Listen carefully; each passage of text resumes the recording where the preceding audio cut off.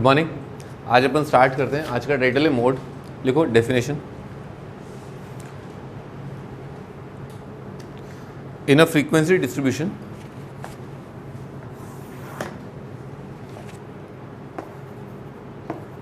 In a frequency distribution, ठीक है। कोई फ्रीक्वेंसी डिस्ट्रीब्यूशन अगर है तो उसमें जो सबसे ज़्यादा क्वांटिटी, एक क्वांटिटी जो सबसे ज़्यादा अकर कर रही है उसको कहते हैं मोड। लिखो mode is the value of the variate in a frequency distribution. Mode is value of variate which has maximum frequency, ठीक है। वो वैल्यू जिसकी सबसे ज़्यादा फ्रीक्वेंसी, जो सबसे ज़्यादा बार अकर कर रहा है उसको कहते हैं मोड, ठीक है। आगे लिखो। अब अपन ने कई टाइप के डिस्ट्रीब्यूशन देखे, उसमें अलग अलग टाइप के डिस्ट्रीब्यूशन के हिसाब से अलग अलग तरीके होंगे मोड निकालने के। जैसे पहला जो है अनग्रुप डिस्ट्रीब्यूशन।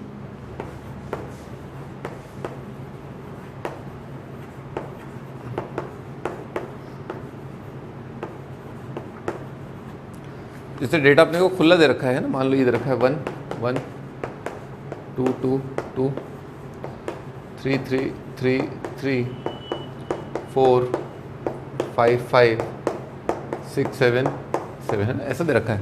मान लो एक डेटा सेट है। अब इस डेटा सेट में आराम से दिख रहा है कौन सा जो नंबर है जो सबसे ज़्यादा बार अकर कर रहा है, 3, ठीक है। तो यहाँ पर दिख रहा है कि 3 सबसे ज़्यादा बार अकर कर रहा है, उसकी फ्रीक्वेंसी जो है कितनी है, 4।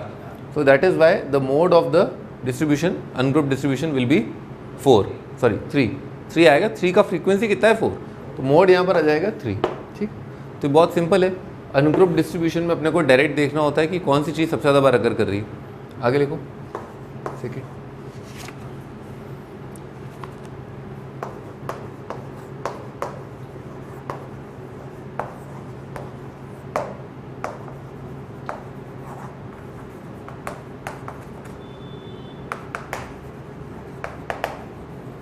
मान लो लिखा है अनग्रुप्ड फ्रीक्वेंसी डिस्ट्रीब्यूशन। कोई फ्रीक्वेंसी डिस्ट्रीब्यूशन है अनग्रुप्ड, यानी कि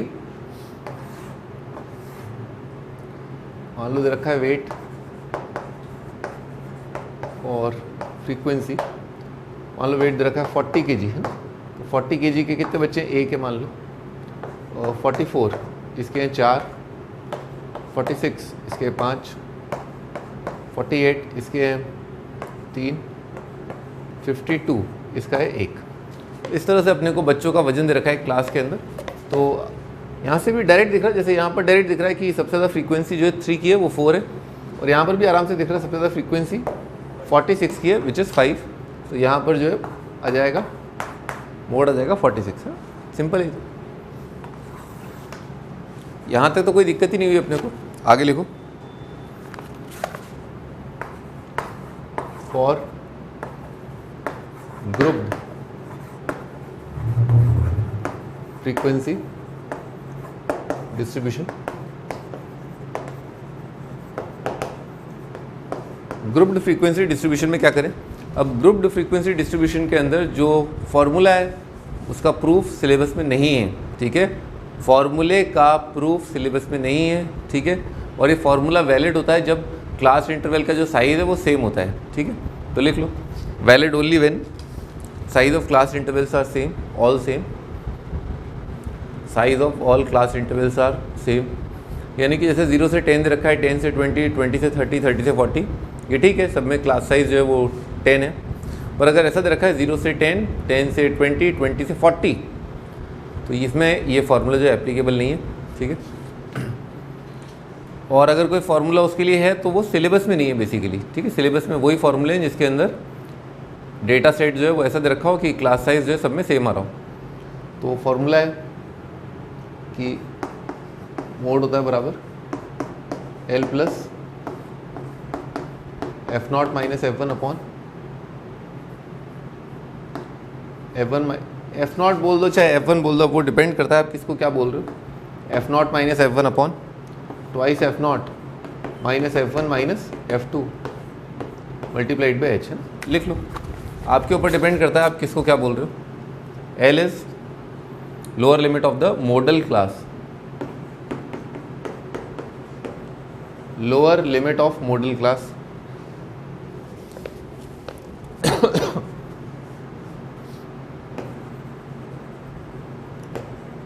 lower limit of model class F not frequency of model class. F1 पीछे वाली फ्रीक्वेंसी है ना, frequency of the preceding class before the model class, frequency of class interval preceding model class, frequency of class interval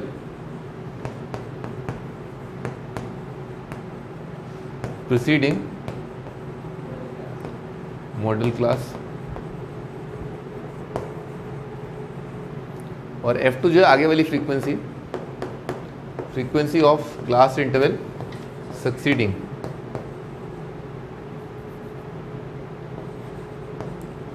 succeeding model class. H of course जो class interval का size है, size of class interval.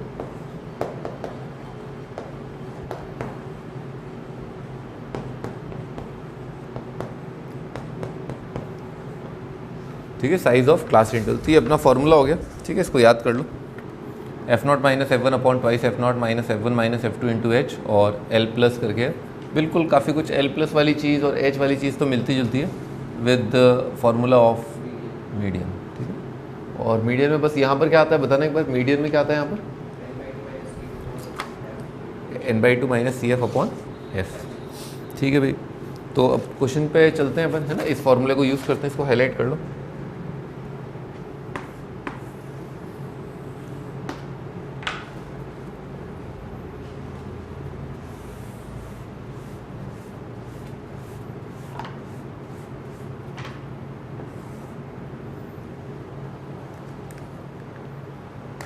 अभी question है, the following data gives the information on the observed life times of 225 electrical components. 225 electrical component है, उनका life time दे रखा है।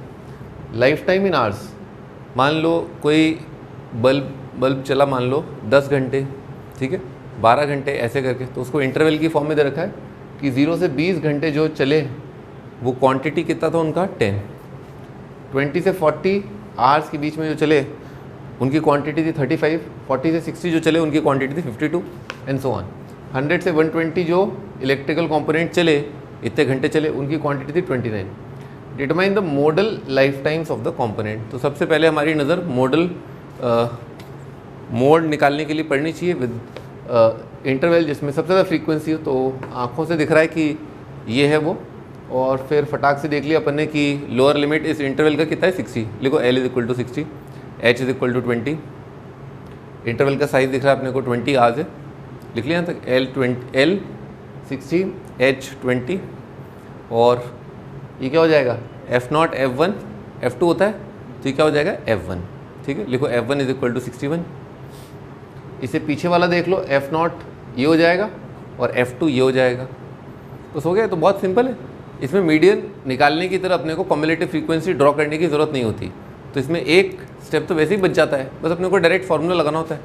अब बोलो ठाकुर।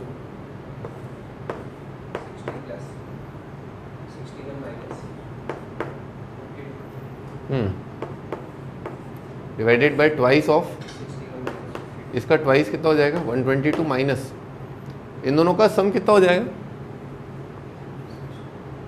890 आ रहा है, मल्टीप्लाइड बाय एच कितना है 20। ये अपन ने चुन्नू मुन्नू सा फार्मूला एक बार याद करने के बाद तो खटाखट लगा सकते हो। ठीक है, L plus F1 minus F0 upon twice F1 minus F0 minus F2। ठीक है, ऊपर कितना बन रहा है 9, नीचे कितना बन रहा है 32 इंटू 20 और 60 प्लस।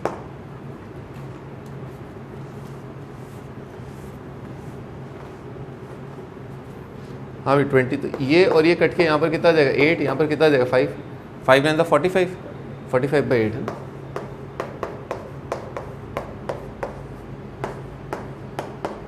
अब 8 5 का कितना होता है 40, ठीक है। फिर आ जाएगा डेसिमल है ना, 50 आ गया, तो 8 6 48, फिर आ गया 20, तो 20 के लिए आ जाएगा 2, फिर आ गया 40, इसके लिए आ जाएगा 5, तो 65 पॉइंट है ना ये।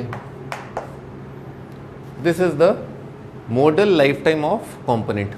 भाई मोड हमें क्या बताता है, अभी तक तो अपन ने सब रटा था है ना, अब मोड हमें क्या बताएगा बताओ, क्या बताता बचपन में क्या बताता था, तो आज कुछ नया थोड़ा ना बताएगा, वही बताएगा जो 9 10 में बताता था।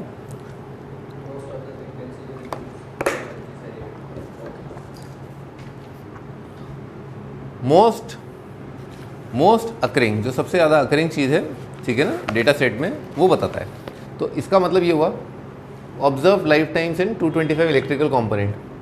तो जो ऑब्जर्व्ड लाइफ टाइम है, ठीक है, सबसे ज़्यादा अकर करने वाला, सबसे ज़्यादा इलेक्ट्रिकल कंपोनेंट्स में पाया जाने वाला जो है लाइफ टाइम, वो है 65 आवर्स। यानी कि ज़्यादातर कंपोनेंट जो है कितने घंटे चले, वो 65 आवर्स चले। मीडियन क्या बताता है, मिडिल मोस्ट बताता है, यानी कि इससे कम जो चले 50% जो कम चले, 50% जो ज़्यादा चले, तो बीच वाला क्या रहा, और ये क्या बताता है, सबसे ज़्यादा अकरिंग वाली चीज़, ठीक है। आगे चलते हैं अगले क्वेश्चन पर। सिंपल ही क्वेश्चन है इसके तो।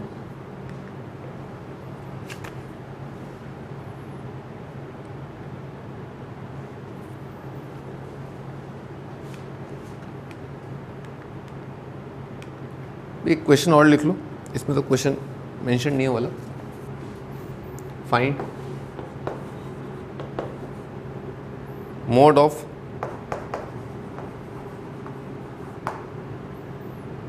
फॉलोइंग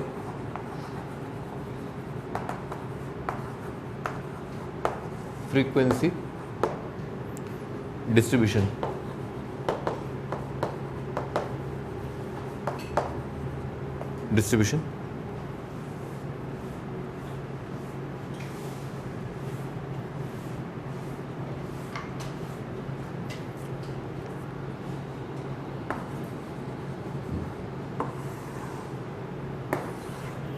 अब एक क्लास दे रखा है, मान लो 0 से 10, 10 से 20, 20 से 30, 30 से 40, 40 से 50, 50 से 60, 60 से 70, 70 से 80, और इसका फ्रीक्वेंसी दे रखा है, फ्रीक्वेंसी है इसका 2, 18, 30, 45, 35, 20, 6 और 3, ठीक है। यहाँ तक लिख लो। ये फ्रीक्वेंसी डिस्ट्रीब्यूशन दे रखा है, ऐसा कुछ बता नहीं रखा कि ये क्या है और किस चीज़ की फ्रीक्वेंसी है, बस अपने को बताना है मॉडल क्लास क्या है। तो हो कुछ भी, अपने को क्या फ़र्क पड़ता है ना, अपन तो बता सकते हैं मोड क्या आएगा।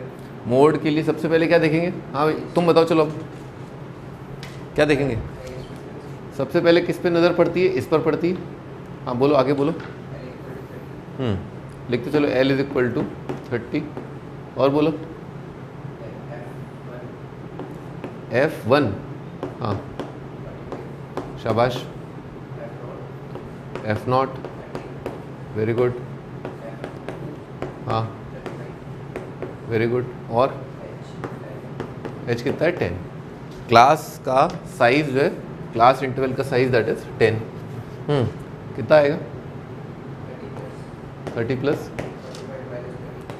45 माइनस 30 डिवाइडेड बाय 45 का डबल कितना हो जाएगा 90 माइनस F0 F2 30 35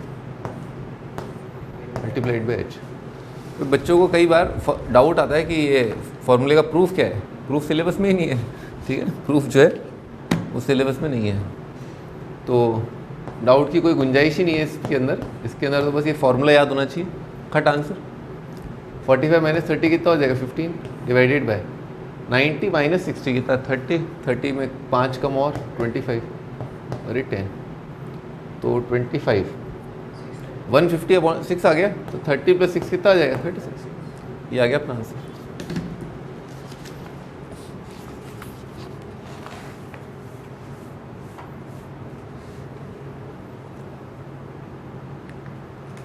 हाँ भाई अगला लिखो भाई रिलेशन। भाई इसको ना टॉपिक को चेंज कर लो, है ना, इसको लिखो एम्पेरिकल रिलेशन। एम्पेरिकल, ठीक है, empirical relation between mean mode median. हाँ भाई ये प्रोबेबिलिटी में एम्पेरिकल क्या था, एक था थ्योरेटिकल प्रोबेबिलिटी और एक होता है एम्पेरिकल प्रोबेबिलिटी। तो क्या होता क्या है ये एम्पेरिकल प्रोबेबिलिटी, याद है कुछ?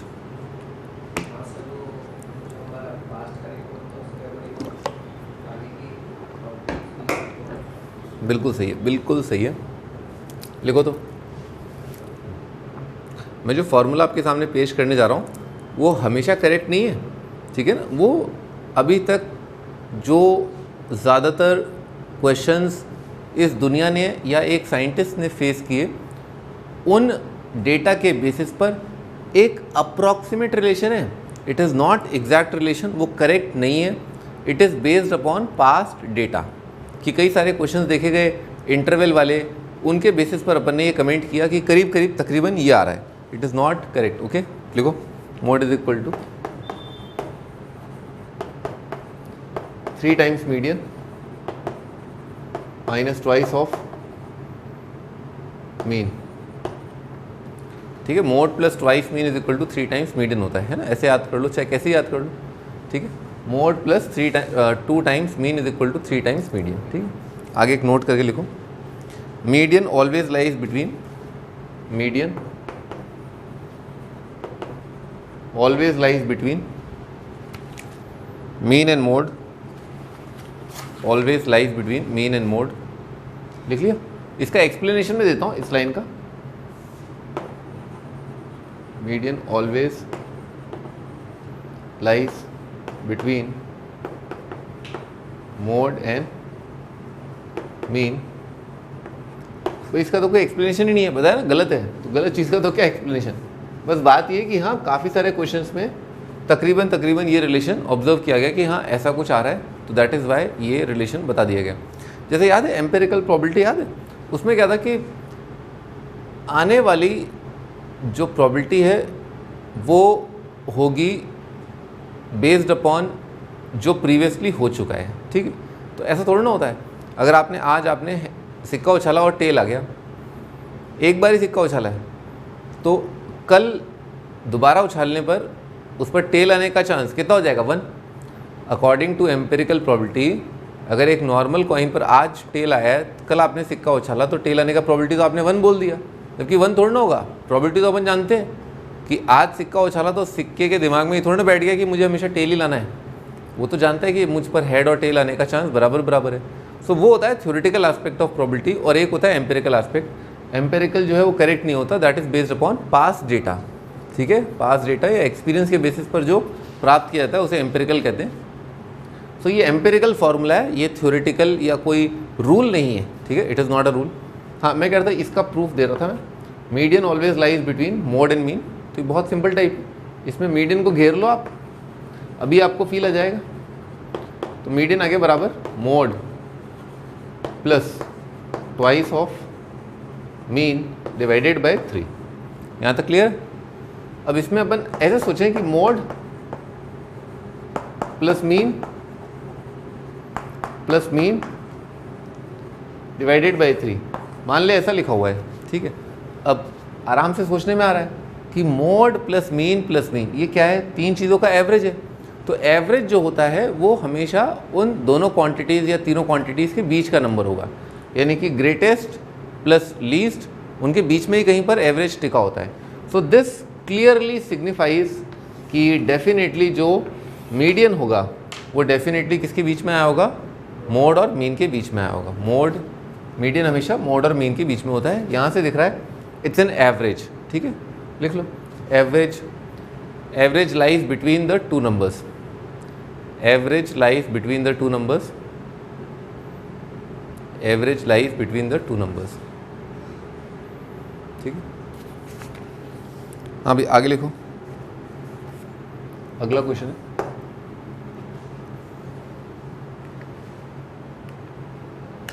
अगला क्वेश्चन लिखो, find the median of the distribution, find the median of the distribution. 20C0, 20C19, 20C2, 20C17, 20C4, 20C15, 20C9, 20C10, 20C6, 20C13, 20C12। ठीक है, मीडियन ऑफ डिस्ट्रीब्यूशन। हाँ भी बताओ इसका मीडियन क्या होगा? मीडियन बताना है, मोड नहीं, मीडियन। अच्छा, ये अपने को पता है कि जो NCR होता है ना, अपन ने एक टॉपिक पढ़ा था PNC में, देखो NCR मैक्सिमम कब होता है? NCR अगर n इवन है, अगर n इवन है तो NC n/2 मैक्सिमम होगा सारे बाइनोमियल कोफिशिएंट में। C0, C1, C2 से लेकर के Cn के अंदर बीच में जो मिडिल टर्म होगी वो मैक्स होगी। हाँ, क्योंकि अगर दो मिडिल टर्म हो गई, मान लो n जो है वो हो गया ऑड, n ऑड हो गया, तो n ऑड है तो NC0, NC1, NCn कितने टर्म हो गए? n+1। वो कितने हो गए? इवन। तो इवन हो गए तो कितनी मिडिल टर्म आएंगी? 2। और 2 टर्म वो कौन सी हो जाएंगी? आराम से सोचने में आ रहा है, NC n-1/2 और NC n+1/2, ये 2 मिडिल टर्म आएंगी और ये दोनों क्या होंगी? इक्वल। लिख लो, ये पढ़ चुके हैं अपन, PNC में पढ़ा है। When n is odd, 2 terms are maximum, 2 terms are equal and maximum, जो मिडिल टर्म होगी। और अगर n इज इवन तो NC n/2 इज मैक्सिमम। अगर n इवन है तो NC n/2 इज मैक्स।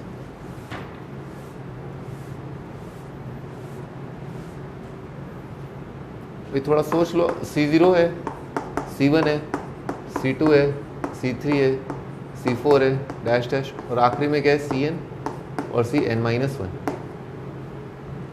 तो भाई यहाँ से लेकर के यहाँ तक इसका वैल्यू और इसका वैल्यू क्या होता है? बराबर। C1 और Cn-1 क्या होता है? बराबर। C2 और Cn-2 क्या होता है? बराबर। तो हो क्या रहा है? बेसिकली स्टार्टिंग में ये तो इंक्रीज कर रहा है और बाद में जाके क्या डिक्रीज कर रहा है।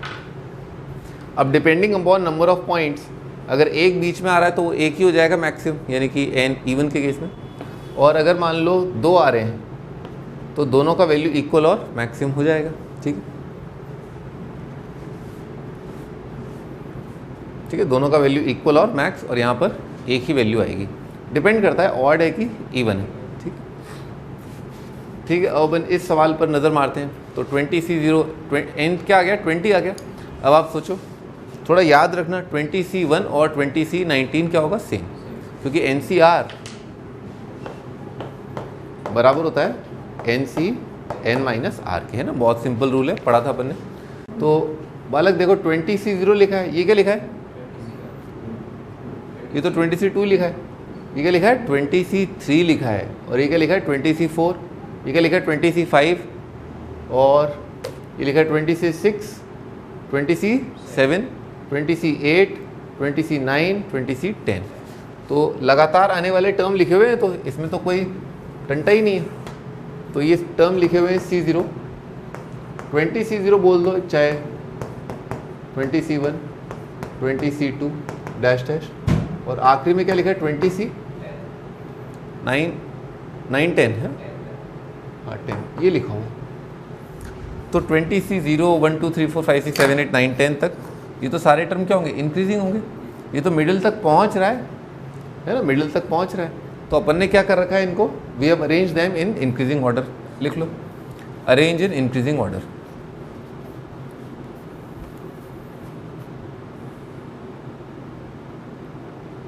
Arrange in increasing order. आपने इंक्रीजिंग ऑर्डर में अरेंज कर लिया। अब मीडियन का डेफिनेशन क्या होता है? अरे बेवड़े, मीडियन, मोड नहीं। तभी मैं बोल रहा था सवाल के स्टार्टिंग में कि मीडियन निकालना है, मोड नहीं निकालना है। मीडियन, मिडिल मोस्ट ऑब्जर्वेशन जब इंक्रीजिंग में लिखेंगे तब होती है। लिखो, middle most observation, middle most observation. हाँ भाई, तो कितनी ऑब्जर्वेशन है? 0 1 2 से लेकर के 10 है, 11 ऑब्जर्वेशन। तो 11 ऑब्जर्वेशन है, तो मिडिल मोस्ट कौन सी हो जाएगी? लिखो 11 observations, middle most will be कौन सा टर्म, सिक्स्थ टर्म, और 0 से स्टार्ट है तो सिक्स्थ पोजीशन पर कौन सा आएगा, फिफ्थ आ जाएगा, ठीक है, 20C5। और अगर मान लो मल्टीपल चॉइस दे रखा है तो कई बार एग्जामिनर चालाकी करके, होशियारी करके 20C5 को 20C15 भी लिख सकता है, ये भी सही है। भी आगे लिखो अगला क्वेश्चन।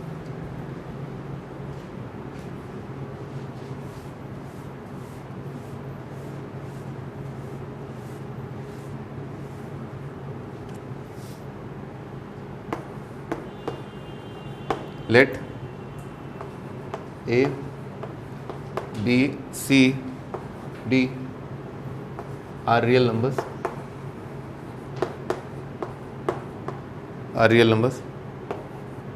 D greater than दे रखा है A, greater than B, greater than C. Full stop. If mean and median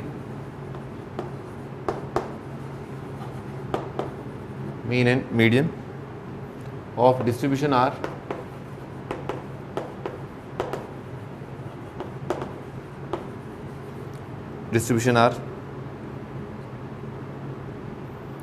of distribution ABCDR, 4 number है, R 5 and 6 respectively,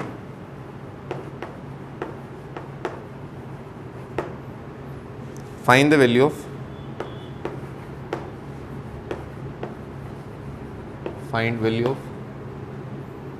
minus A plus 3D plus 3C minus B,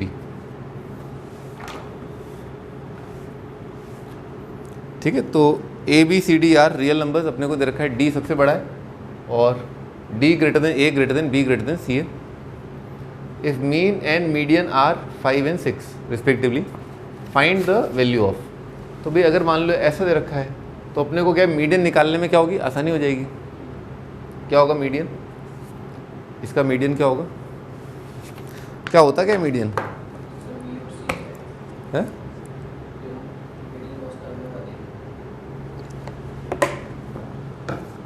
दोनों आ जाएंगी, दोनों median हो जाएंगे।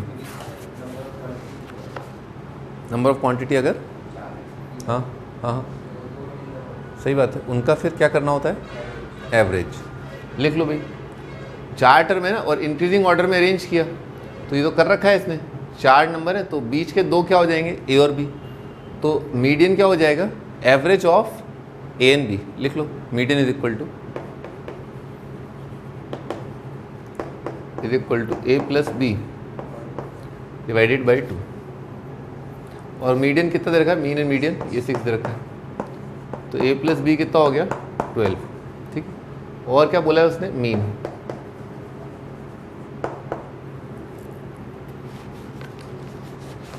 ठीक है, मीन यानी कि एवरेज, तो एवरेज कितना होगा,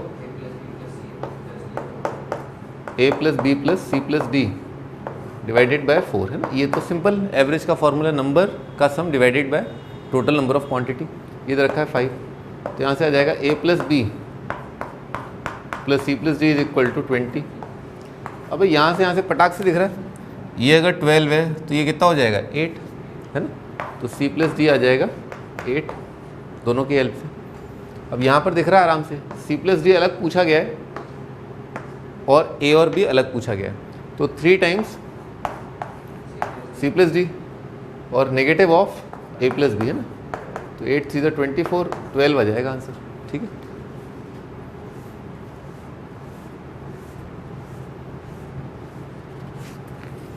आगे लिखो अगला question.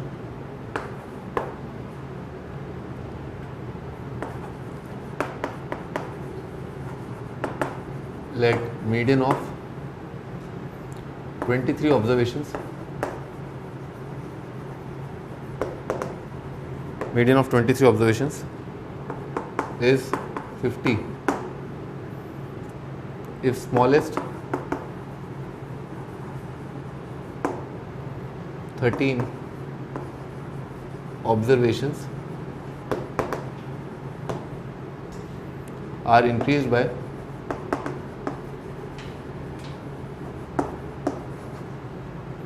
2 2, median will become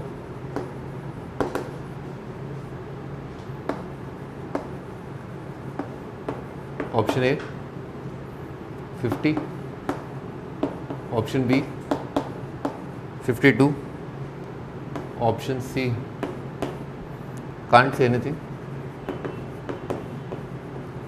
can't say, option D none of these.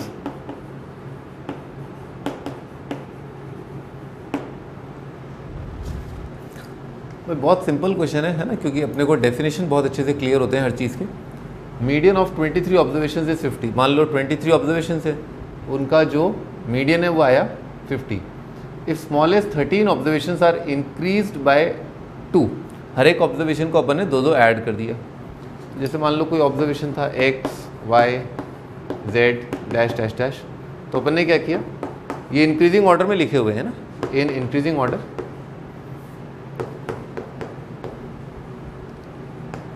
मान लो ये इंक्रीजिंग ऑर्डर में दे रखा है, तो अपन ने बढ़ा दिया इनको, तो क्या हो जाएगा x+2, y+2, z+2, लेकिन केवल किनको किया अपन ने, 13 को। अच्छा, मीडियन का डेफिनेशन क्या होता है? मीडियन इज,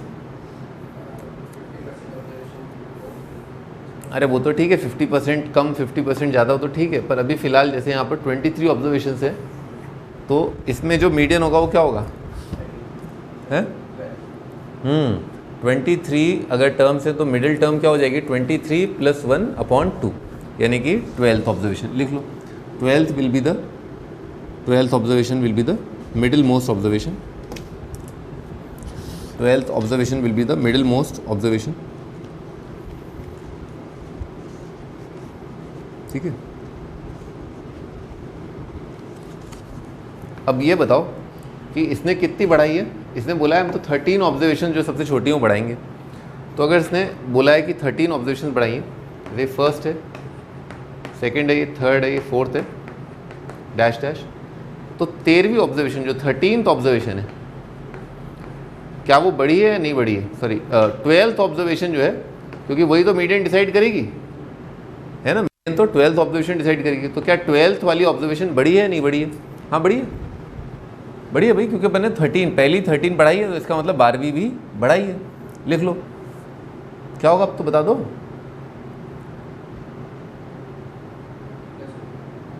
फिफ्टी + 2 आ जाएगा, कितना आ जाएगा, 52। ठीक है, अब इस सवाल में थोड़ी हेरा फेरी करते हैं।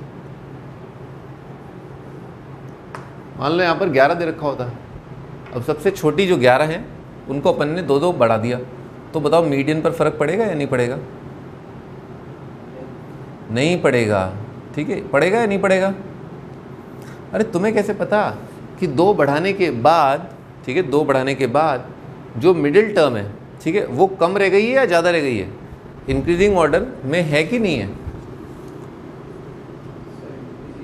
थोड़ा सोचो। मान लो ये है ना, मान लो ये 1 1 1 1 1 ऐसे क्या है, 11 तक है, ठीक है, और 12वीं ऑब्जर्वेशन 2 है, ठीक है, तो ये है 12th ऑब्जर्वेशन, ये 11th ऑब्जर्वेशन। अब तुम क्या कर रहे हो, इन पहले 11 को बढ़ा रहे हो, किसे, 2 से, तो बढ़ा दिया तो ये इंक्रीजिंग ऑर्डर नहीं रहा ना, ठीक है। और इसमें क्या हो रहा है, इसमें अगर 13 बढ़ा दिया तो क्या होगा, हाँ, अगर मान लो तुमने सबसे छोटी वालों को अगर तुमने 13 सबसे छोटी 13 ऑब्जर्वेशंस को तुमने बड़ा कर दिया, तो क्या ये जो ऑर्डर है क्या वो वही रहा होगा क्या? 13th ऑब्जर्वेशन ये तो इंक्रीजिंग ऑर्डर रहा होगा, ठीक है, लेकिन ये सोचो ना भाई 14th ऑब्जर्वेशन कहीं जो है, क्योंकि तुम्हें सबसे पहले तो इंक्रीजिंग ऑर्डर इंपॉर्टेंट होता है ना, क्या वो जो सीक्वेंस जो बना 2 बढ़ाने के बाद, क्या वो इंक्रीजिंग ऑर्डर में था कि नहीं था? एक दो टर्म्स लिख करके देखो एक बार। हाँ, डिसाइड नहीं कर सकते, डेटा पे डिपेंड करेगा, क्योंकि मान लो अगर ऐसा है 1 1 1 1 1 ऐसा है, और उसके बाद दे रखा है 5 5 5 5, ठीक है, ऐसा दे रखा है, तो फिर क्या होगा, 2 बढ़ाने के बाद भी क्या होगा, ये कम ही रहेंगे और इंक्रीजिंग ऑर्डर बरकरार रहेगा, ठीक है। पर अगर मान लो ये हो गए 4 4 4 4 और आगे 5 है, तो इंक्रीजिंग ऑर्डर रहा क्या? नहीं रहा। फिर इसका मतलब क्या हुआ, कांट से एनीथिंग आएगा, ठीक है, लिख लो कांट से। अच्छा, पिछले वाले केस में क्या होगा, जो 13th क्वेश्चन में तुमने बताया, जो मैंने तुम्हें बहका दिया था, उसका आंसर क्या होगा, कांट से आएगा, है ना। तो पिछला वाला क्वेश्चन जिसमें तुम्हें उल्लू बना दिया गया, उसका भी आंसर क्या है, कांट से। उसका रीज़न क्या है कि 2 बढ़ाने के बाद जो छोटी ऑब्जर्वेशन है वो कहीं बड़ी ना हो गई हो, ठीक है। तो आपका इंक्रीजिंग ऑर्डर जो है वो बरकरार रहा नहीं रहा हो तो आपको पता ही नहीं, ठीक है ना भाई। लेकिन उसमें तो कितनी ऑब्जर्वेशन थी, 13 थी ना। हाँ भाई, एक एग्जांपल लेते हैं ऐसा जिसके अंदर अपन क्लियरली बोल पाएँ कि वी कांट से, ठीक है ना। एक एग्जांपल तो ऐसा बता दिया मैंने आपको कि जहाँ पर मीडियन जो है उसमें क्या हो रहा है, 2 की बढ़ोतरी हो रही है, ठीक है ना। जो ये वाला एग्जांपल था, इस केस में क्या है, देखो अगर ये ऑब्जर्वेशन कितनी है यहाँ पर 13 है, ठीक है, 13 ऑब्जर्वेशन है, उनको बढ़ा दिया आपने तो कितना हो जाएगा 3 3 3 3 3 और उसके बाद आ जाएगा 5। अब ये 13 ऑब्जर्वेशन हैं तो अब बताओ मीडियन कितना हो जाएगा, इंक्रीजिंग ऑर्डर में करने पर वापस मीडियन आ जाएगा 3, यानी कि 3 बढ़ गया आपका, है ना। लिख लो for this set median increases by 2, for this set median increases by 2। अब जो लॉजिक है वो अपने को ये सोचना है कि अगर मैंने ऑब्जर्वेशंस को 2 बढ़ाया, ठीक है, तो इधर कुछ एक ऑब्जर्वेशन है, ठीक है, यानी कि 13वीं के बाद, क्योंकि 13 ऑब्जर्वेशंस को तो बढ़ा दिया अपन ने, तो 13 के बाद कुछ एक ऑब्जर्वेशन है, तो हो सकता है कि आपने स्टार्टिंग की छोटियों को आपने 2 बढ़ा दिया और यहाँ पर 13 हैं स्टार्टिंग की 13 को बढ़ा दिया और उसके बाद कितनी है 10 हैं।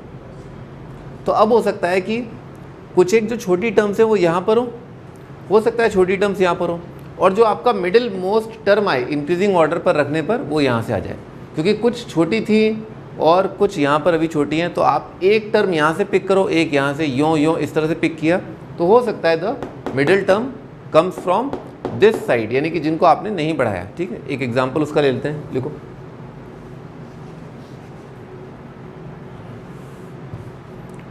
0 है, 0.3, 0.6, 0.9 डैश डैश, कितना हो जाएगा 3, है ना, कॉमन डिफरेंस ले रहा हूँ 0.3, 3.3 डैश डैश 6.6, ठीक है, 3 × 22 और 3 × 0, ठीक है। अब इसमें स्टार्टिंग की टर्म्स को अपने 2 से बढ़ा दिया,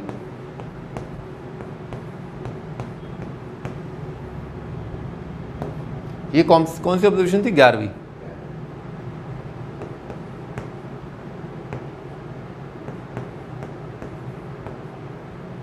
बारहवीं और 13वीं, ठीक है, ऐसा बढ़ा दिया। और बाकी टर्म्स का है 3.6 के बाद क्या है 3.9, 4.2, 4.5 डैश डैश 6.6, है ना, ये टर्म्स हैं।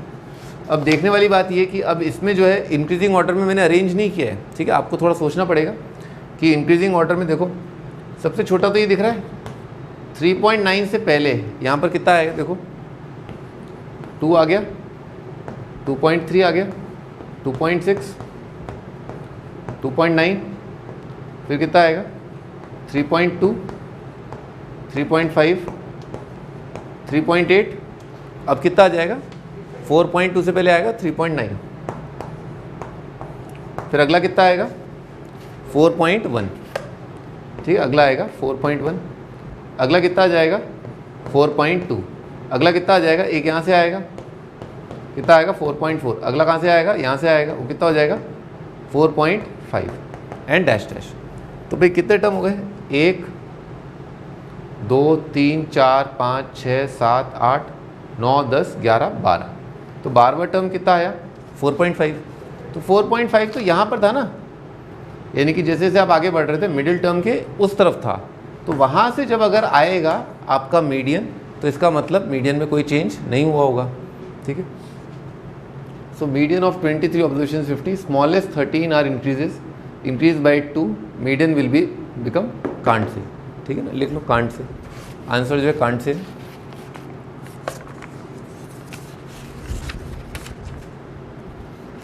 हाँ भी अगला टाइटल है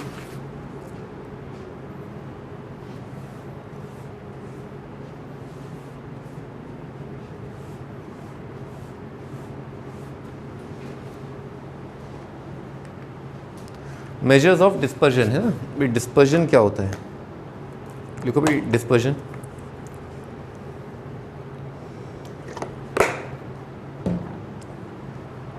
भाई डिस्पर्स क्या होता है, डिस्पर्स मतलब भाग गए, ठीक है।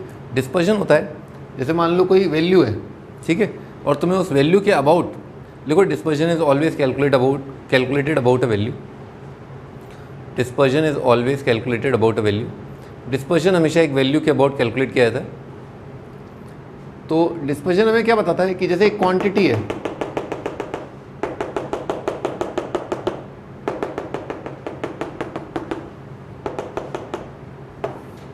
मान लो कोई क्वांटिटी है ए और डेटा जो है उससे कुछ कम है कुछ ज़्यादा है, ठीक है।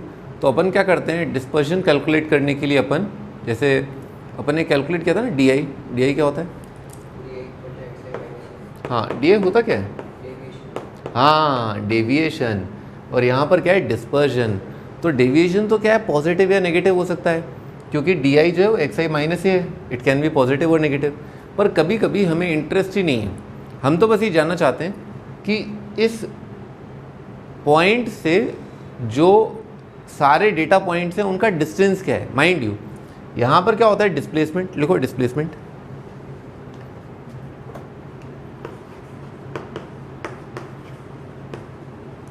डिस्प्लेसमेंट है ना, विच कैन बी पॉजिटिव और नेगेटिव, है ना। ये पॉजिटिव भी हो सकता है नेगेटिव भी हो सकता है। पर डिस्पर्जन के केस में क्या होता है, हमें केवल मतलब है डिस्टेंस से। लिख लो, in case of dispersion only distance. हमें मतलब ही नहीं है कि आगे है कि पीछे है, हमें तो बस दूरी जाननी है। ओके, जो डी आई है वो हमें क्या बताता है, पॉजिटिव है नेगेटिव होना क्या बताता है कि आगे है कि पीछे है। पर हम कुछ ऐसा करना चाहते हैं कि हमें तो बस दूरी जाननी है, हमें नहीं जानना कि तुम मेरे से आगे हो या मेरे से पीछे हो। मैं तो बस जानना चाहता हूँ तुम मेरे से कितनी दूर हो, ठीक है। आगे लिखो,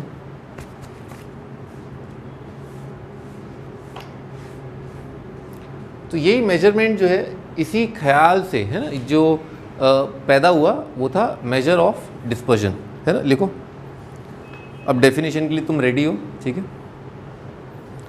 dispersion of a statistical distribution, dispersion of a statistical distribution is measure of deviation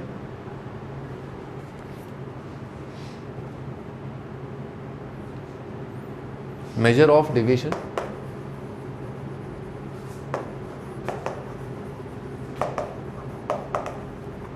measure of deviation of its values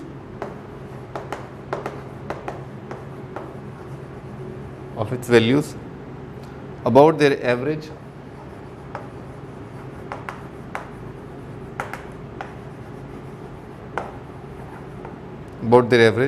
value,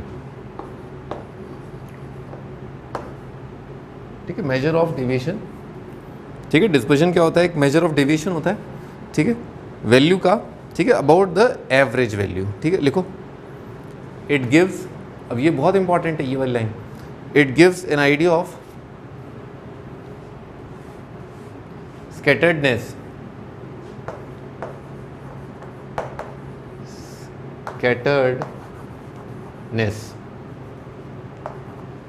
it gives the idea of scatteredness of different values from the average values, scatteredness of different values from the average value। अब बार बार मैं बोल तो रहा हूँ average value, ऐसा नहीं कि average के अबाउट ही अपन ये जो डिस्पर्जन है वो कैलकुलेट करते हैं। ये अपन कोई भी चीज़ जो है उसके अबाउट डिस्पर्जन कैलकुलेट कर सकते हैं, ठीक है। लिखो, following measures of dispersion are commonly used, following measures of dispersion are commonly used commonly जो है ये वाले जो मेजर्स हैं वो अपन काम में लेते हैं। देखो पहला range,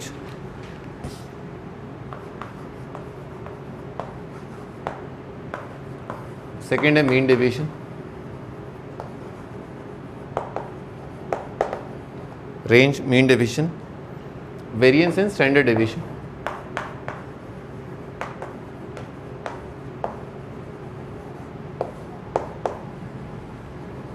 variance and standard deviation.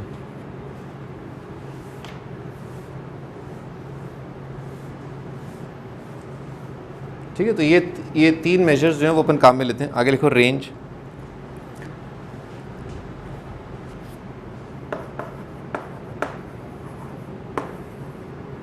Range होता है डिफरेंस बिटवीन, सब याद करने का अभी फिलहाल है ना, difference between the greatest and least value,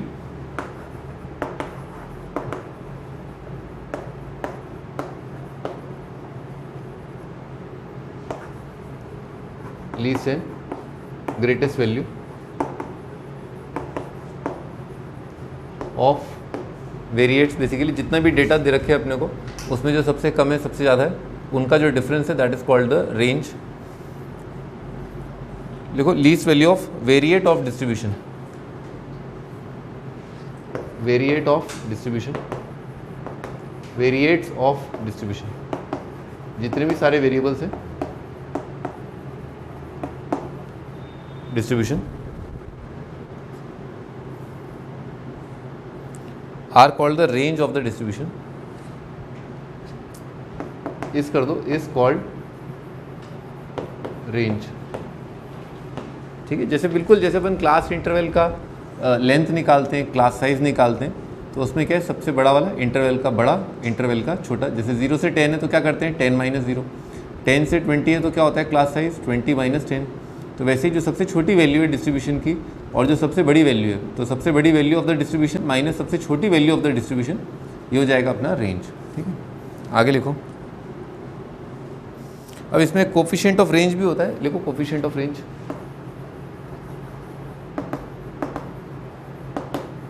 coefficient of range is equal to difference of extreme value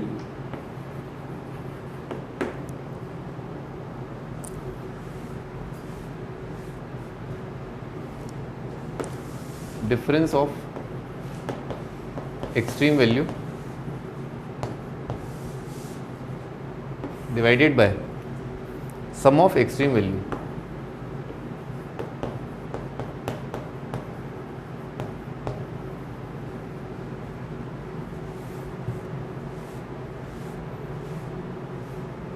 ठीक है, difference of extreme value upon sum of extreme value, ये कोफिशिएंट ऑफ रेंज होता है।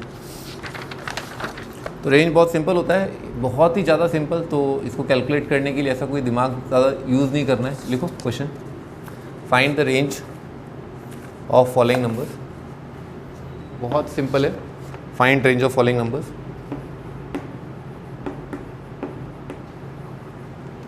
मान लो दे रखा है अपने को 10, 8, 12, 11, 14, 9, 6। हाँ बालक बताओ भाई रेंज क्या होगा।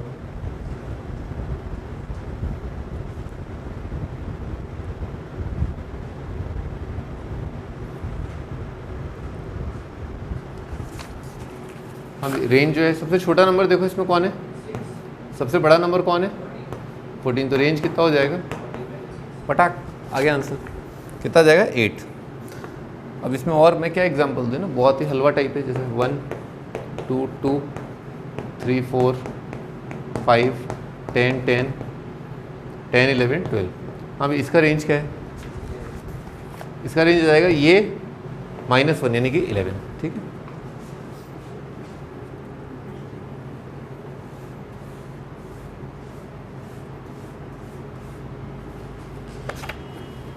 हाँ भाई अपन आते हैं मीन डेविएशन पर। पहला वाला तो बहुत ही आसान था, है ना। सेकंड वाला है, लिखो mean deviation.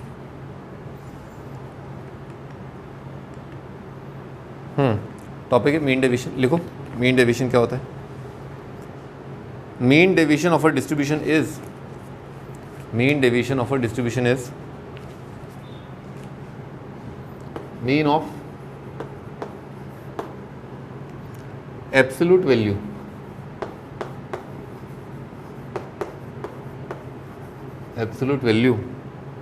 of divisions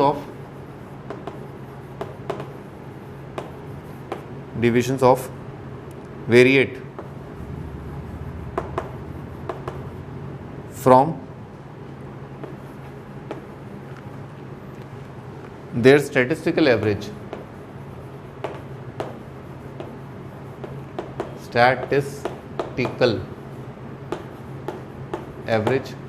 bracket में लिख लो मीन मोड मीडियन।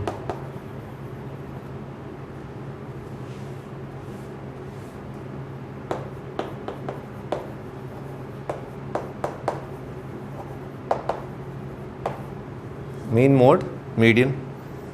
तो आगे लिखो। हाँ भाई, जैसा कि मैं बता रहा था आपको डेफिनेशन, ये एब्सोल्यूट वैल्यू का मतलब समझ ही गए होगे आप।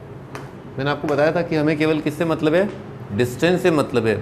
तो मैंने आपको बताया था मॉड्यूलस जो है, जैसे मॉड ऑफ एक्स है, मॉड एक्स का ज्योमेट्रिकल मीनिंग क्या होता है, रियल नंबर एक्स का डिस्टेंस फ्रॉम जीरो।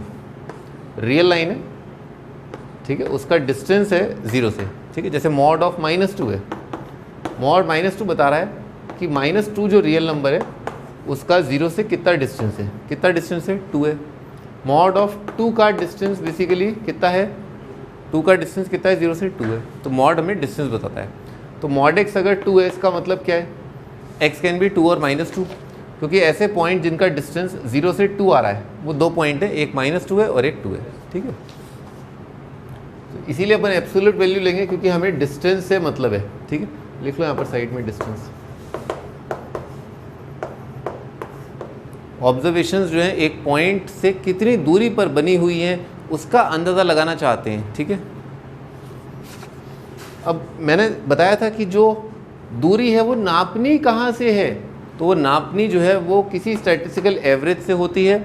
और वो statistical average can be any of the things, it can be mean, mode, it can be median. कई बार एग्जामिनर खुद आपको दे देगा कि आप तो इसके अबाउट मीन डेविएशन बता दो, ठीक है। तो एग्जामिनर विल टेल यू, वो आपको बताएगा किसके अबाउट मीन डेविएशन बतानी है, ठीक है। कौन बताता है, एग्जामिनर खुद बताता है कि मीन डेविएशन इस पॉइंट के अबाउट कैलकुलेट करना है, ठीक है। हाँ भाई लिखो तो।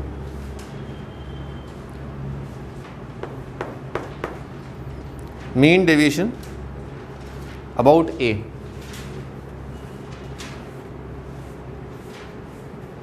Mean deviation about A.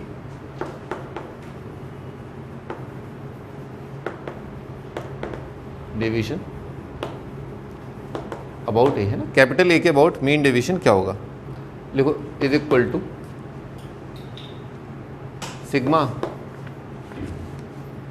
i is equal to 1 से लेकर के n mod of xi minus A divided by number of observation यानी कि n।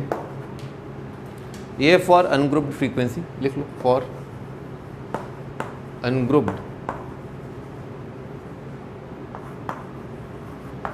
Frequency distribution, ungrouped frequency distribution.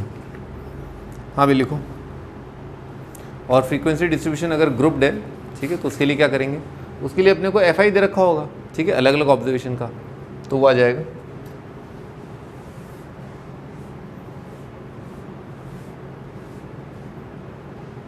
भाई। एक ही जो डेविएशन है, जैसे डिस्टेंस है, वो बार बार यूज़ हो रहा है, तो आप उसको कैसे लिखोगे, xi माइनस ए, जैसे x1 माइनस ए का mod plus x1 minus A का मॉड, क्योंकि x1 जो है 2 बार अकर कर रहा है, तो x1 माइनस ए, फिर अगेन x1 माइनस ए, फिर अगेन x1 माइनस ए। वो कितनी टाइम आया, f1 टाइम्स आया, तो x1 माइनस ए का मॉड, x1 माइनस ए का मॉड, x1 माइनस ए का मॉड, वो अगर f1 टाइम्स आया तो उसको क्या लिख लेंगे, f1 into x1 minus A का मॉड। मैं लिखता हूँ, जैसे मान लो लिखा है x1 x2 x3 dash dash xn लिखा है, तो इसका तो समझ में आ ही रहा है, ठीक है। हाँ, और अगर मान लो ऐसा लिखा है x1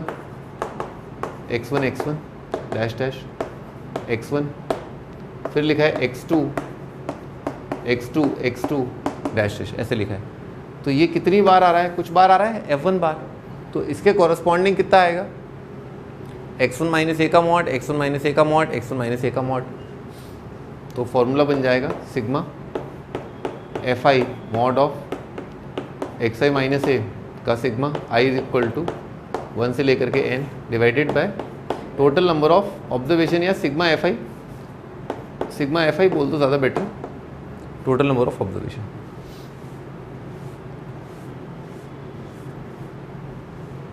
ठीक है, आगे लिखो।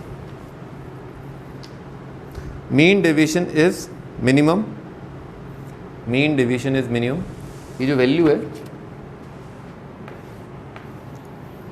Mean deviation is minimum when taken about the median, mean deviation is minimum when taken about median, minimum when capital A is median. हाँ भाई, ऐसा क्यों हो रहा है?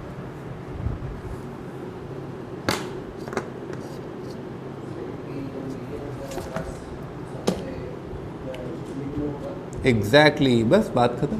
क्योंकि आप सोचिए ना कि अगर आप डेविएशंस निकाल रहे हैं, स्कैटर्डनेस निकाल रहे हैं और आप निकाल रहे हैं डिस्टेंस, तो जब जो सबसे बीच में पड़ा हुआ है वैल्यू, जो सबसे बीच में पड़ा है, तो उससे सभी ऑब्जेक्ट्स का अगर आप डिस्टेंस निकालेंगे और उनको ऐड करेंगे, ठीक है, सबसे मिडिल में जो है, सबसे मिडिल में, तो जो सबसे ज़्यादा, जैसे सबसे आसपास के डिस्टेंस क्या होंगे, कम ही होंगे।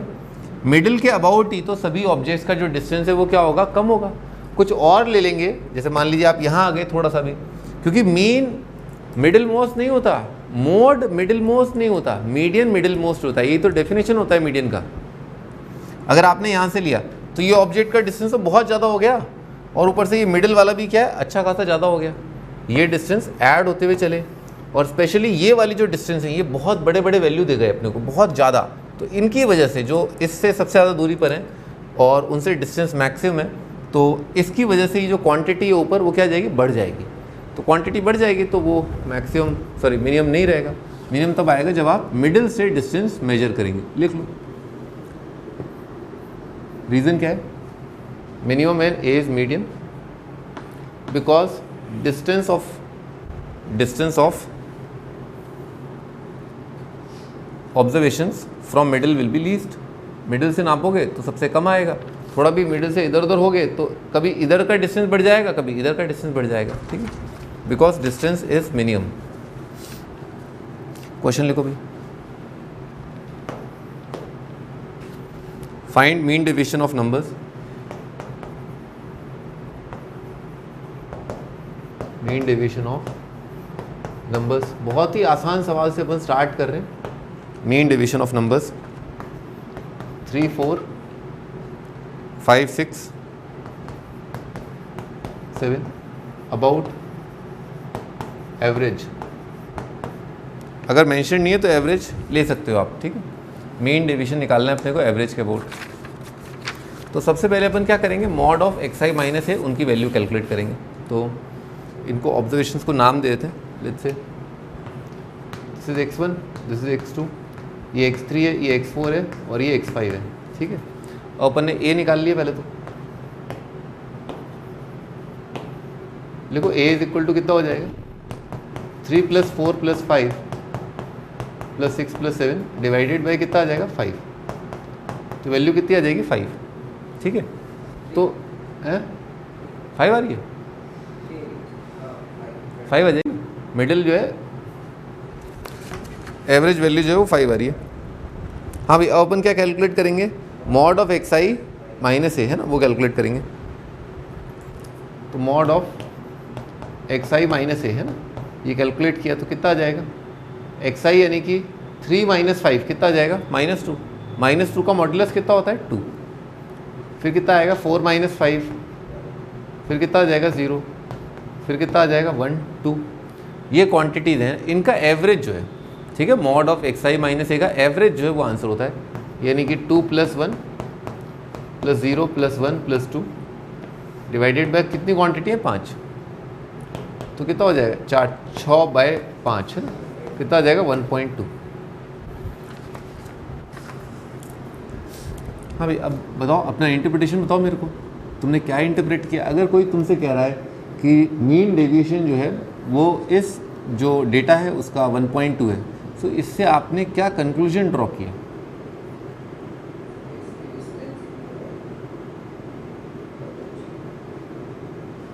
हाँ बोलो बोलो।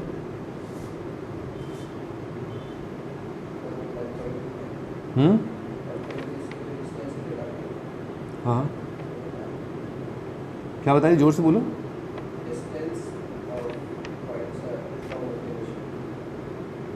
डिस्टेंस ऑफ ऑब्जर्वेशन फ्रॉम कहाँ से? फ्रॉम ए से। एवरेज कहाँ गया यहाँ पर? एवरेज भी तो बता रहा है। लिखो भाई लिखो, average distance of each observation. Average important है, एवरेज 5 है ना, ये 5 हमें क्या कह रहा है? एवरेज है ये। तो ये जो 1.2 है ना, क्या बता रहा है हमें? एवरेज। लिख लो, average distance of each observation from the, जो भी आप जिसके अबाउट भी आपने डेविएशन निकाला है, अबाउट एवरेज ही निकाला है, तो average deviation about mean, sorry मैंने क्या बोला था स्टार्टिंग में? Average distance of each observation from the mean of the data. Average distance of each observation from mean of the data. यानी कि मान लो कोई वैल्यू है, ठीक है, तो स्कैटर्डनेस मतलब फैलावड़ा कितना फैला रखा है आपने? बहुत फैलावड़ा है, किताब वहाँ पढ़िए, वहाँ पढ़िए, वहाँ पढ़िए। तो जो किताब बीच में है, जो किताबें आपकी स्टडी रूम में बीच में रखी हैं, उस किताब से, जो किताब बीच में रखी है उस किताब से जो सारी किताबें हैं उनका जो एवरेज डिस्टेंस है, दैट इज दिस, ठीक है ना? ठीक है, क्या है? एवरेज डिस्टेंस है। मिडिल से एवरेज डिस्टेंस, कितना फैला, कितना दूर दूर तक और कितना पास पास तक, उन सब का क्या दे देता है? ये एवरेज बता रहा है, ठीक है ना? Average distance of each observation from the mean.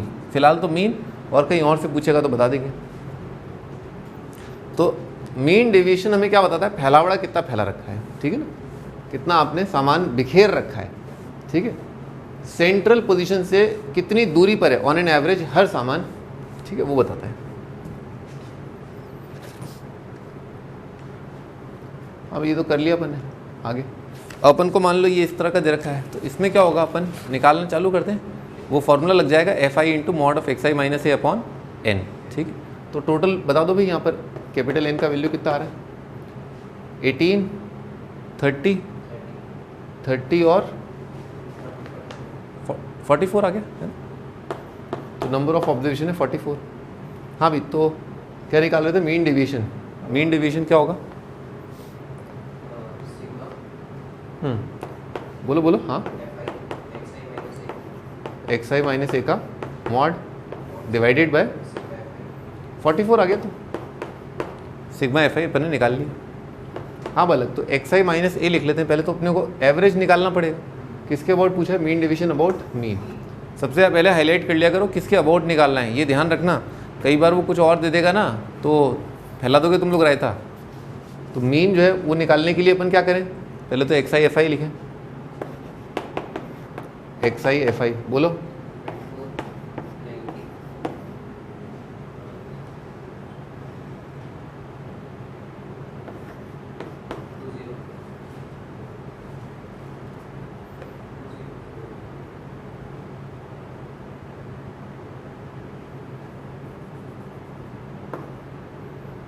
क्या 15 माइनस 2, 15 माइनस 3, अच्छा ओह मुझे लगा 18 लिखा हुआ है।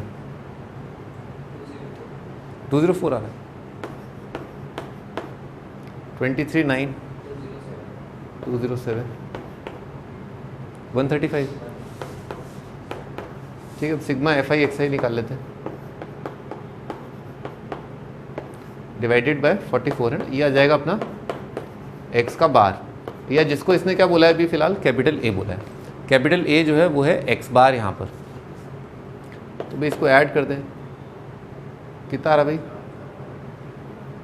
ये कितना आ जाएगा? 114 और 204, फिर 4 4 8 15 20, फिर कितना आ जाएगा? 2। कितना 660 आ रहा है टोटल, डिवाइडेड बाय 44। ये तो बहुत अच्छा आ गया। 22 काट दिया, 22 कितना आ जाएगा, 15 आ जाएगा। तो बहुत अच्छी वैल्यू आ गई, नहीं तो इसको निकालने में बड़ी दिक्कत होती है ना।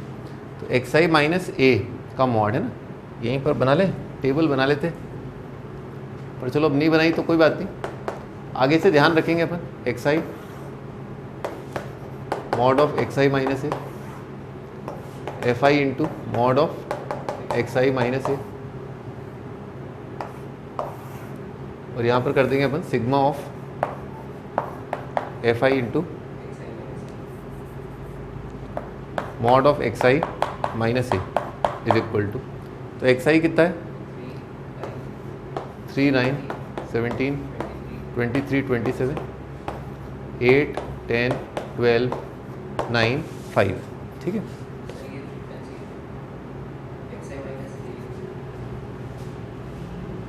अच्छा 15, तो xi मॉड xi माइनस है, भाई xi कितना है 3 है और ये कितना है 15 है, तो 3 माइनस 15 कितना हो जाएगा -12, -12 का मॉड कितना हो जाएगा 12,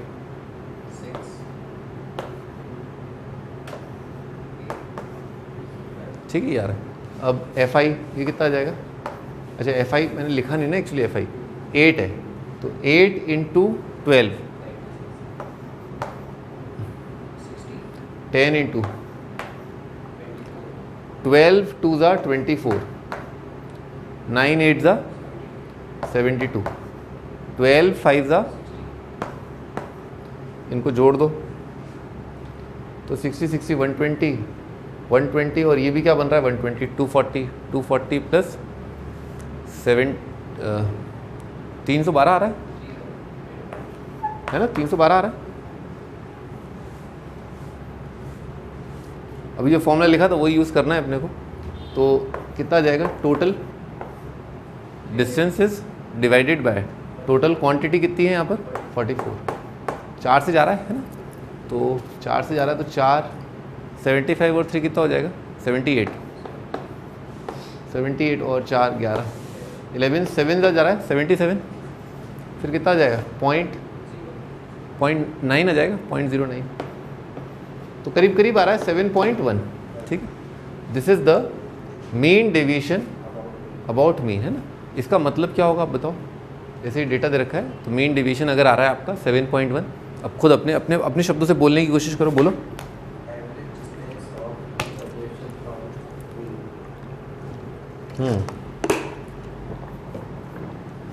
This is the average distance of all the observations from the middle most observation, हाँ मीन, ठीक है। मिडिल मोस्ट नहीं होगा, मीन होगा ना, एवरेज ऑफ द डेटा। हाँ भाई अगला क्वेश्चन है, find the mean deviation about the median. देखा मैंने बोला था ना कि कई बार किसके अबाउट पूछ लेगा, किसी और के अबाउट पूछ लेगा।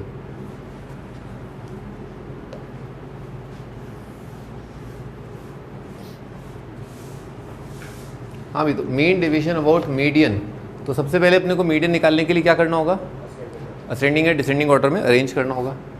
हाँ भाई, सबसे छोटा देख लेते हैं एक बार, 3 है, 3 लिख लिया है, 4, हाँ 5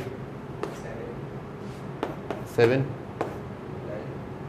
है, 9 है, अच्छा 10 12 18 19 21, ठीक है यार।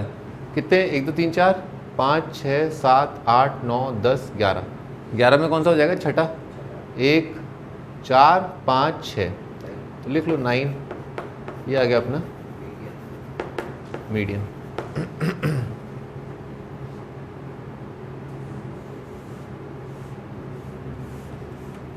यही टेबल यूज़ कर लेते हैं यहाँ पर।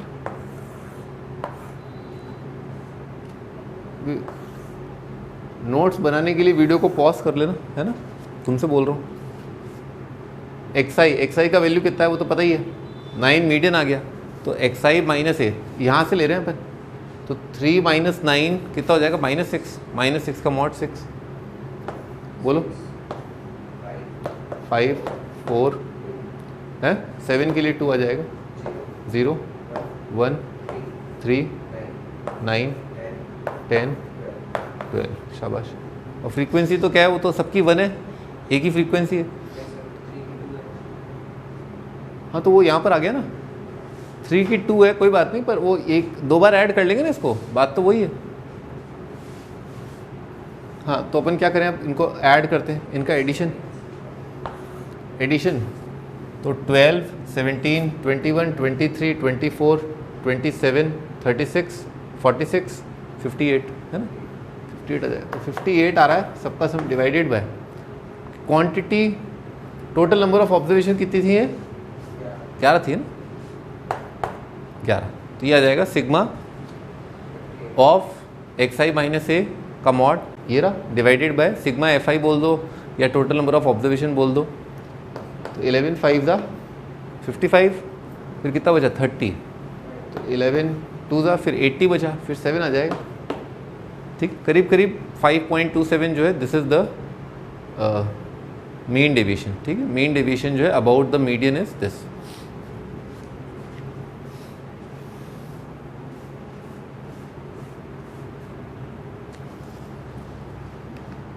हाँ भाई, अगला क्वेश्चन।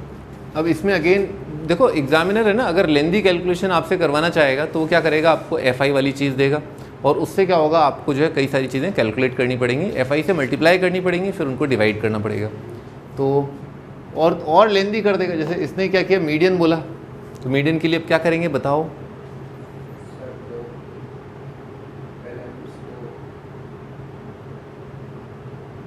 हाँ हाँ बोलो, मीडियन निकालने का मेथड बताओ। CF निकालेंगे, लिखो first right cumulative frequency, write down table for cumulative frequency. तो कम्युलेटिव फ्रीक्वेंसी में क्या होगा कि देखो, इंक्रीजिंग ऑर्डर में तो चलो दे दिया, भगवान भला करे इसका, ठीक है ना। तो कम्युलेटिव फ्रीक्वेंसी का टेबल यहीं पर बना लेते हैं, क्योंकि अपने को तो IIT का पेपर देना है, कोई CBSE का पेपर तो देना नहीं है, तो यहीं पर कर रहा हूँ। कितना आ जाएगा, 3 बोलना। शाबाश, वेरी गुड।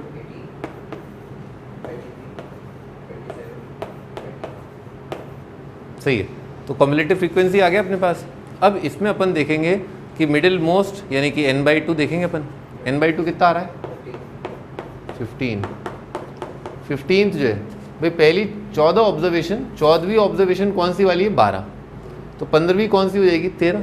तो दिख रहा है यहाँ से कि 14वीं ऑब्जर्वेशन 12 है, 15वीं 16वीं 17वीं 18वीं। अच्छा, n/2 15 है ना, तो इसमें तो 2 निकालने पड़ेंगे। मीडियन है ना, मीडियन 2 क्वांटिटी कैलकुलेट करनी पड़ेगी ना इसमें तो भाई, क्योंकि 30 टर्म्स आ रहे हैं ना। तो मीडियन क्या हो जाएगा, एवरेज ऑफ द 2 मिडिल। हाँ, तो इवन नंबर ऑफ ऑब्जर्वेशन है, बताना कौन सी 2 है, लिख लो T15 plus T16 upon 2, this will be the median. तो 15 16 चलो सेम ही है, देख रहे हो ना, 15 16 17 18 ऑब्जर्वेशंस का नाम क्या है, 13। तो 50 सब सेम ही है, तो सेम नंबरों का तो एवरेज वही आ जाएगा, कितना, 13।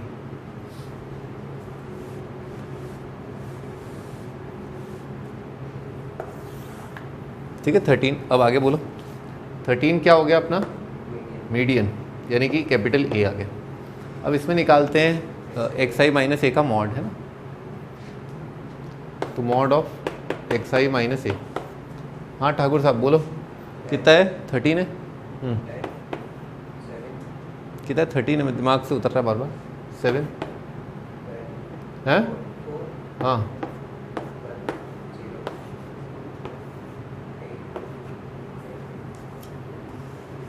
ठीक है, आ गया। अब क्या करेंगे, FI इंटू अगला टेबल है FI mod of xi minus A, तो कितना हो जाएगा, 30। हाँ है, अच्छा F 7 4 ज़ा 28, 5 4 ज़ा 20, 2 0 10, 8 4 ज़ा 32, 9 3 ज़ा 27। ठीक है, अब ऐड कर दो भैया, कितना आ गया, 58 78 80 90 90 और कितना आ रहा है ये 59 149 आ गया। तो लिख लो इनका सिग्मा यानी कि 149, डिस्टेंसेस का एडिशन जो है वो आ रहा है 149 डिवाइडेड बाय टोटल क्वांटिटीज कितनी है 30, तो दिस इज अप्रॉक्सीमेटली 5 है ना, ज़्यादा दिमाग लगाने की जरूरत नहीं, करीब करीब 5 आ रहा है। अगर ऑप्शन दे रखा होता तो मैं लगाता दिमाग, पर अभी भी आप बोल सकते हो मोटा मोटा द आंसर इज अराउंड 5, ठीक है। यानी कि average distance of each observation, average distance of each observation from the middle most observation is 5।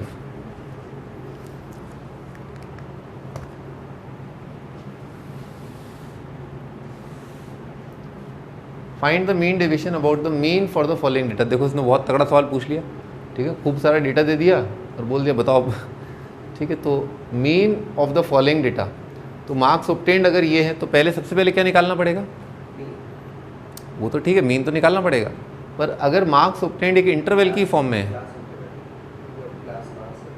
हाँ क्लास मार्क्स निकालने पड़ेंगे। वो क्या होता है उसका फॉर्मूला, लोअर प्लस अपर अपॉन 2, ठीक है। तो लिखो सबसे पहले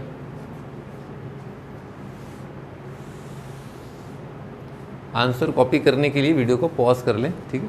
हाँ तुम क्या कहते हैं, पहले निकालेंगे एक्सआई, हाँ class marks, upper limit plus lower limit upon 2, तो 10 प्लस 20 अपॉन 2 जाएगा 15, 25, 35, 45, 55, 65, 75, ठीक है। ये अपन ने निकाल लिया एक्सआई। अब अपने को क्या करना होगा, अपन ये मान के चलते हैं इसमें कि जो ऑब्जर्वेशंस हैं वो बिल्कुल सेंटर पर लोकेटेड है, ठीक है। हाँ तो मीन निकालते हैं पहले, तो बोलो भाई मीन निकालने के लिए कोई फॉर्मूला यूज़ करना चाहते हो या अज्यूम नहीं, स्टेप डिवीजन। तो इनमें कौन सा आ रहा है बीच में, 1 2 3 4 5 6 7, यही आ रहा है, इसको मान लेते हैं अपन थोड़ी देर के लिए ए। हाँ तो यू आई लिख लेते हैं सीधे, है ना। तो यू आई कितना होगा भाई, -30 आ रहा है और साइज कितना है 10 10 10 10, तो -3 -2 -1 0 1 2 3 है ना। फॉर्मूला मैं एक बार याद दिलाता हूँ, वैसे अपन ने प्रीवियस लेक्चर्स में देखा है यू आई होता है डी अपॉन एच और डी होता है x I minus A by H, है ना। एच कितना है 10।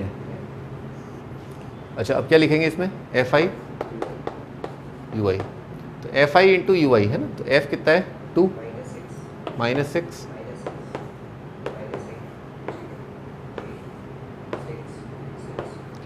तो gone gone gone gone gone gone, ठीक है। तो क्या आ गया 0 आ गया, बड़ा मज़ा आ गया। सिग्मा एफ आई यू आई जो है बहुत ही अच्छा एग्जामिनर है ना, एफ आई यू आई। तो क्या आ जाएगा इसमें, अगर सिग्मा एफ आई यू आई 0 आता है तो इसका मतलब मीन कितना होता है उस डेटा का, अज्यूम्ड मीन के बराबर ही आ जाएगा, ठीक है ना। तो अज्यूम्ड मीन क्या था अपना 45। तो लिख लो फॉर्मूला क्या होता है मीन का, X bar is equal to A plus sigma F I U I upon sigma F I multiplied by H, है ना। ये क्वांटिटी 0 है तो ए आ जाएगा, ए का वैल्यू कितना है 45, ठीक है।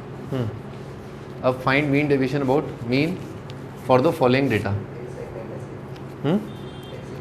एक्स आई माइनस ए करते हैं, वही करते हैं। एक्स आई माइनस ए का टेबल बना लें अपन तो mod of X I minus A यहीं पर कर लेते हैं, बोलना जरा। ये तो कितना है 45 है, तो ये यही आ जाएगा, इसको 10 से मल्टीप्लाई करते चलो। हाँ बोलो,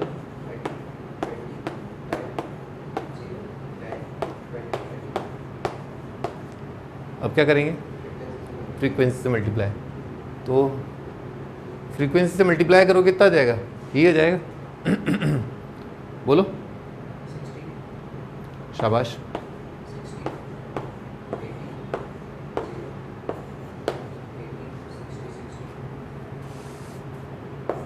शाबाश, ठीक है, आ जाएगा। हाँ अब कितना आ रहा है 60 60 120 200 400 आ रहा है। 400 को किससे डिवाइड करना है अपने को, सिग्मा एफ आई निकाला था,